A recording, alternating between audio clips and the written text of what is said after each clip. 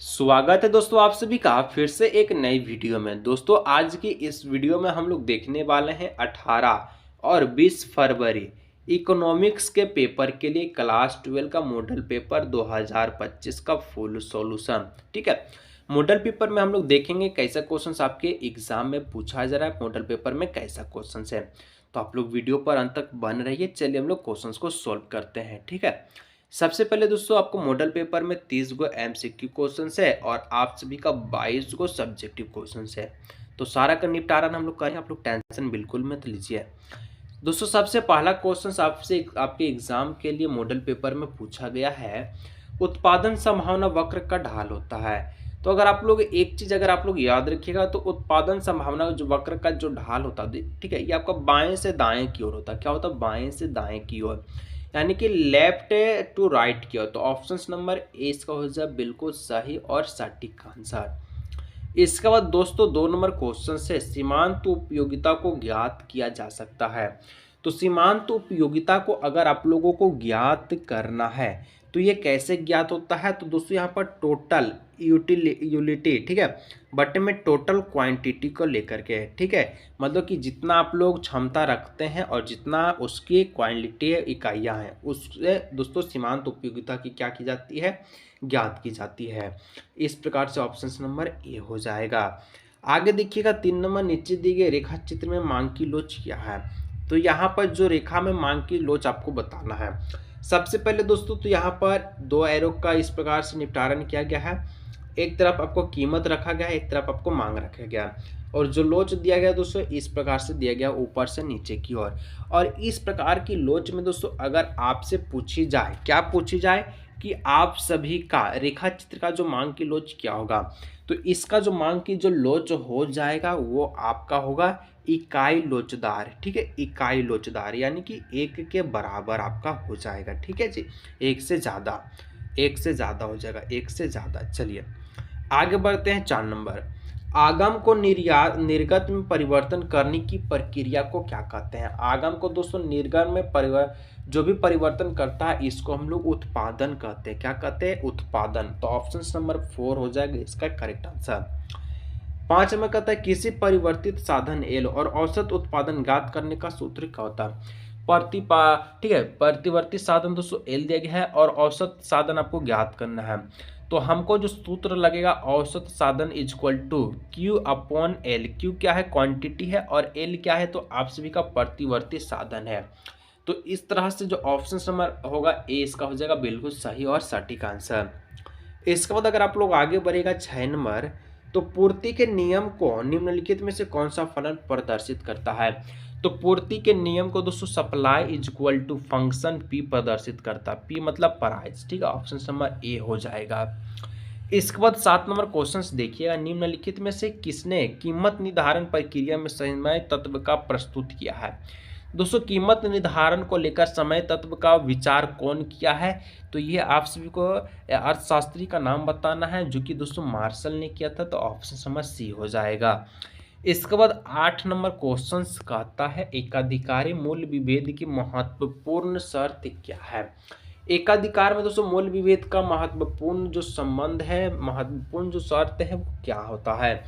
तो इसमें दोस्तों बाजार का पृथक होता है, बाजार का अलग होना, ठीक है, क्रय शक्ति का भिन्नता होता है और मांग की लोच का भिन्नता होता है। यानी ऑप्शन नंबर डी हो जाएगा ऑल ऑफ द दीज।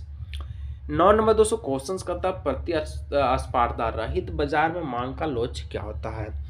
प्रतिस्पर्धा रहित बाजार में दोस्तों अगर आप लोग देखिए तो ये आप सभी का मांग का जो लोच होता है वो ARC के बराबर होता है। ठीक है, यानी कि आपका औसत आगम वक्र होता है। तो इस प्रकार से ऑप्शन नंबर सी हो जाएगा करेक्ट आंसर।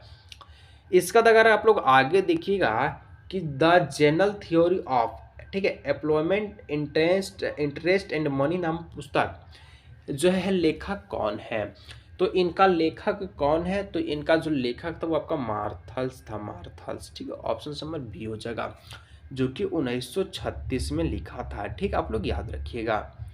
11 नंबर क्वेश्चन करता है कि किसी देश में एक दिए हुए वर्ष में उत्पादन के साधनों के द्वारा उत्पादित अंतिम वस्तु और सेवाओं के बाजार मूल्य को क्या कहते हैं? तो अंतिम वस्तु और सेवाओं के अगर बाजार मूल्य पर उसकी बात की जाए तो उसको हम लोग जीडीपी के नाम से जानते हैं। जीडीपी मतलब कि सकल घरेलू उत्पाद। आगे बढ़िएगा तो 12 नंबर क्वेश्चन से है समष्टि अर्थशास्त्र क्वेश्चन से कि रिजर्व बैंक ऑफ इंडिया की स्थापना कब हुई। तो रिजर्व बैंक ऑफ इंडिया की स्थापना 1935 में हुआ था, ठीक है। और आप लोग से एक क्वेश्चन है कि 1 रुपया का नोट कौन जारी करता है। 1 रुपया का नोट कौन जारी करता है, क्वेश्चन से बताइए। 13 नंबर कि एक खुली अर्थव्यवस्था में सामूहिक मांग में निम्न में से कौन सा तत्व है। खुली अर्थव्यवस्था में सामूहिक मांग की बात की जाए तो यहाँ पर उपभोग हो जाएगा, सरकारी व्यय, शुद्ध निर्यात हो जाएगा और निवेश हो जाएगा। तो और उपयुक्त सभी इसका बिल्कुल सटीक आंसर है। इसके बाद दोस्तों अगर आपसे पूछे कि निम्नलिखित में से वास्तविक निवेश कौन है, तो वास्तविक निवेश क्या होता है, भवन का निर्माण करना होता है, ठीक है। सबसे अच्छा निवेश है। शेयर खरीदना, डूब जाएगा तो क्या कीजिएगा, पुरानी फैक्ट्री खरीदना, नहीं चलेगा तो क्या होगा, बैंक में जमा खाता खोलना, ये सब क्या मतलब, भवन का निर्माण कीजिए, सबसे अच्छा निवेश है, ठीक है। इसके बाद 15 नंबर भारतीय संविधान के किस अनुच्छेद के समय बजट से है। तो बजट का संबंध दोस्तों अनुच्छेद 112 से है, आप लोग याद रखिएगा, ठीक है। चलिए इसके बाद 16 नंबर क्वेश्चन से है दीर्घकाल में एक प्रतियोगिता फॉर्म उत्पादन बंद कर देना यदि ये किसके बराबर है। तो ये दोस्तों आप लोग याद रखिएगा, जो पी जो होता है वो आप सभी का, ठीक है, एवरेज कॉस्ट से क्या होता है तो कम होता है। तो ऑप्शन नंबर प्राइस जो है एवरेज कॉस्ट से कम होगा, तब दीर्घकाल में पूर्ण प्रतियोगिता फॉर्म उत्पादन बंद कर देगा, ठीक है। ऑप्शन नंबर डी हो जाएगा। इसके बाद अगर आप लोग आगे देखिए 17 प्रत्यक्ष कर के अंतर्गत निम्न से किससे शामिल किया जाता है। तो प्रत्यक्ष कर आपका क्या होता है, तो जिसमें दोस्तों आप सभी का प्रत्यक्ष कर में कराधान और दोस्तों आप सभी का जो निर्बाध हेतु है दोनों एक ही व्यक्ति पर पड़ता है, जिसको आहार कर या फिर आयकर से नाम से जानते हैं। तो ए बी दोनों हो जाएगा। और जितना दोस्तों मैं आपको क्वेश्चन बता रहा हूँ ये सारा क्वेश्चन दोस्तों मॉडल पेपर में गेस पेपर से ही लिया गया है, ठीक है। अगर आप लोग दोस्तों गेस पेपर को बाय अभी तक नहीं किए हैं तो आर्ट्स, साइंस और कॉमर्स तीनों स्ट्रीम का दोस्तों बोर्ड एग्जाम 2025 के लिए सबसे बेहतरीन गेस पेपर आ चुका है। आप लोग स्क्रीन पर फोटो देख सकते हैं, जिसका दोस्तों प्राइस है ओनली फॉर 99, जिसमें आपको ऑल सब्जेक्ट का गेस पेपर दिया जाएगा, हिंदी इंग्लिश दोनों मीडियम में, एमसीक्यू के साथ सब्जेक्टिव भी, ठीक है, आर्ट्स साइंस और कॉमर्स का। किसी दूसरे गेस पेपर चाहे आप लोग इस नंबर पर व्हाट्सएप कीजिए, जिसका प्राइस ओनली फॉर 99 सबसे बेस्ट प्राइस है, ठीक है, जिसमें आपको सारा चीज़ दे दिया जाएगा, दिक्कत बिल्कुल भी नहीं है। 18 नंबर क्वेश्चन है कि अंतर्राष्ट्रीय मुद्रा कोष की स्थापना कब की गई। तो अंतर्राष्ट्रीय मुद्रा कोष की जो स्थापना है 1861 में किया गया, ठीक है। Option number D is the correct answer. अगर आप लोग आगे देखिएगा 19 नंबर क्वेश्चन से निम्न में से किस परिस्थितियों में मुद्रा की प्रवृत्ति से कमी हो जाती है, ठीक है।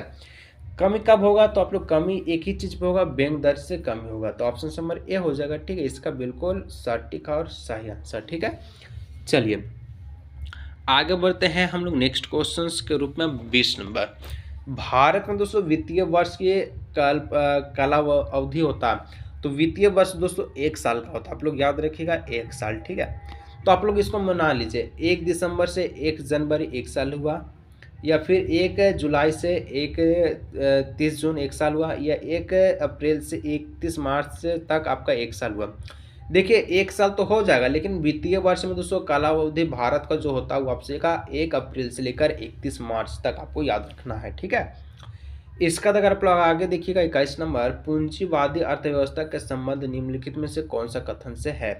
तो पूंजीवादी का संबंध दोस्तों किस कथन से है, तो सरकार का पूर्ण हस्तक्षेप से है, ठीक है, टोटल इंटरफेरेंस ऑफ गवर्नमेंट से है। इसके बाद 22 नंबर क्वेश्चन कहता है मान लीजिए कि एक देश में 2 लाख व्यक्ति रोजगार में संलग्न है, 10,000 व्यक्ति कार्य करने को इच्छुक है, लेकिन उन्हें काम नहीं मिल पा रहा है, तो देश में बेरोजगारी की दर क्या होगी। तो आप सभी को बताना है, ठीक है, कि क्या होगा। तो यहाँ पर जैसे कि अगर आपसे पूछा जाए कि 2 लाख आपके पास क्या है व्यक्ति है, ठीक है, जिसमें से 10,000 को कार्य करने को इच्छुक है, लेकिन उन्हें काम करना नहीं आता, तो यहाँ पर बेरोजगारी कितना होगा, तो 2 लाख का 10%, 10,000 कितना होगा 2% होगा। अगर आप लोग निकालिएगा तो निकल जाएगा 2 लाख का यदि आप लोग 10,000 व्यक्ति निकालिएगा तो 2% लिखेगा, या फिर आप लोग ऐसे भी निकालिए 2 लाख का 2% आपका 10,000 होगा, ठीक है। तो इस प्रकार से ऑप्शन नंबर ए हो जाएगा। 22 नंबर क्वेश्चन कहता है मुद्रा के आस्थेतिक और गातात्मक कार्यों का विभाजन किसने किया।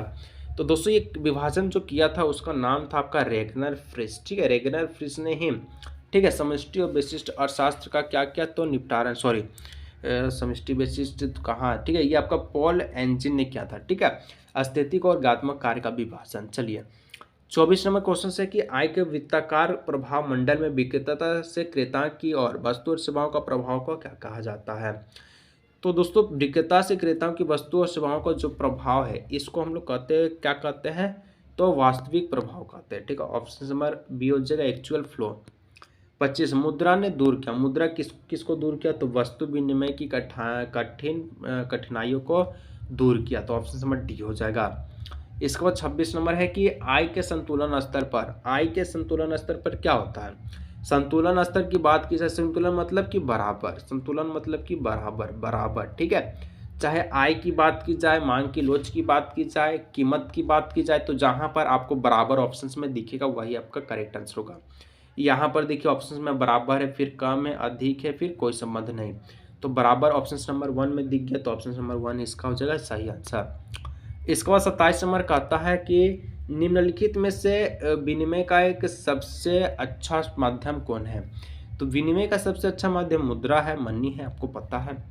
फिर पूर्ण प्रतियोगिता में फॉर्मों की संख्या होती है, तो फॉर्मों की संख्या कितना होगा, अधिक होगा, और एकाधिकार में एक होता है। ठीक है, 29 नंबर क्वेश्चन और 30 नंबर ऑब्जेक्टिव का ये लास्ट क्वेश्चन से, निम्नलिखित में से समग्र मांग का एक घटक नहीं है। तो समग्र मांग का जो घटक नहीं होगा यहाँ पर आपके अनुसार क्या होना चाहिए, तो वित्तीय परिसंपत्तियों का व्यय, ये आपका सही आंसर है। फिर दोस्तों 30 नंबर क्वेश्चन ऑब्जेक्टिव का लास्ट है, कहता है विदेशी विनिमय दर है क्या है। तो ये दोस्तों देश के मुद्रा की विदेशी मुद्रा में कीमत को ही विदेशी विनिमय दर कहते हैं। इसके बाद दोस्तों अगर आप लोग सब्जेक्टिव का अगर आप लोग बात की जाए मॉडल पेपर में, तो क्वेश्चन दोस्तों यहाँ अगर आप लोग देखिए 2024-25 सेशन के लिए कि घटिया निम्न वस्तु की कोटि को परिभाषित कीजिए। पूर्ण प्रतियोगिता में दोस्तों एआर वक्र अक्ष का समानांतर क्यों होता है। 3 विभिन्न विधियों का बताना है जो कि अल्पाधिकार फॉर्म को व्यवहार करता है। वैश्विक समष्टि अर्थशास्त्र में अंतर है। सीमांत लागत औसत लागत को परिभाषित। फिर दोस्तों वैधानिक तरलता, उपभोग फलन, व्यापार से स्वचालू खाता में अंतर बताना है। संतुलन को परिभाषित करना है। घटिया सीमांत उपयोगिता के नियम को बताना है।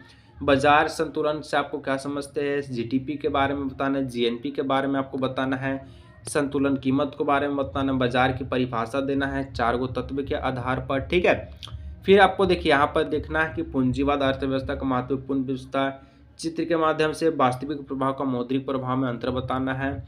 फिर आपका अगर आप लोग लॉन्ग आंसर की बात की जाए 20 नंबर में, जिसमें दीवान वक्र है। ठीक है, एक फॉर्म की कुल स्थिर लागत, कुल परिवर्तन लागत आपको बताना है। बाजार कीमत समान कीमत में अंतर आपको बताना है। जीडीपी से राष्ट्रीय आय की गणना कैसे करेंगे, जो कि 3 विधि से आप लोग किया जाता है, व्यय विधि, मूल्य विधि, और आपका एक और होता है। ठीक है, इसके बाद एक और आपका एक छोटा सा न्यूमेरिकल के रूप में है, मुद्रा क्या है इसके बारे में आपको बताना है। तो टोटल 22 क्वेश्चन जो आपका 50 नंबर का आपका सब्जेक्टिव में पूछा जाएगा। तो ये सारा का आंसर दोस्तों गेस्ट पेपर में पहले से मौजूद है। ठीक है, जो गेस्ट पेपर ले लिया है उसको पता है कि सारा क्वेश्चन उसी गेस्ट पेपर से आया है। इसलिए बोल रहा है कि अगर आपको एग्जाम में 95% नंबर लाना है तो आप लोग इस गेस्ट पेपर को बाय करके आप लोग एग्जाम में तहलका मचा सकते हैं। तो किसी को चाहे दोस्तों तो जल्दी से इस नंबर पर व्हाट्सएप कीजिए, सारे सब्जेक्टिव क्वेश्चंस आपको आंसर यही मिल जाएगा। ठीक है, ऑल सब्जेक्ट का, ऐसा नहीं कि इकोनॉमिक्स, ऑल सब्जेक्ट का आपको मिलेगा, आर्ट्स साइंस और कॉमर्स का, ओनली फॉर 99। तो जल्दी जाइए, मैं आपका इंतजार करता हूँ, मिलता हूँ किसी और भी नई वीडियो में।